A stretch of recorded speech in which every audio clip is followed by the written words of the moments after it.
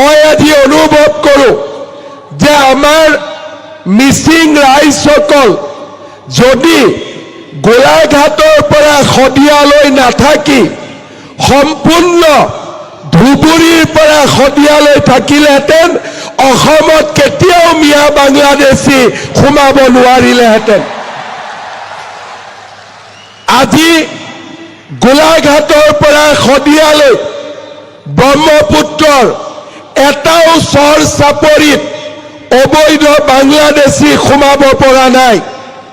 কাৰণ আমাৰ মিচিং সমাজৰ লোকে কপালৰ ঘাম মাটিত পেলাই তেওঁলোকে কাম কৰে, শ্ৰম কৰে আৰু আমাৰ পবিত্ৰ ভূমিক ৰক্ষণাবেক্ষণ দিয়ে।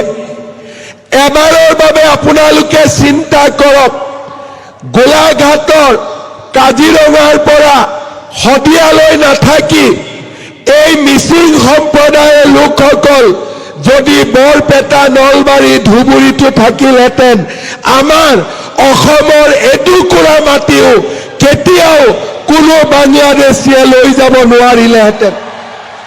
সেয়েহে মই মিচিং সম্প্ৰদায়ৰ লোকক অন্তৰৰ পৰা শ্ৰদ্ধা কৰোঁ।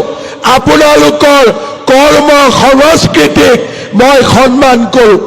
কাৰণ আপোনালোকে আমাৰ জাতিটোৰ প্ৰতি, আমাৰ অসমৰ প্ৰতি, অসমৰ কলা সংস্কৃতি ভাষাৰ প্ৰতি এক যুগমীয়া দায়িত্ব বহন কৰি আহিছে।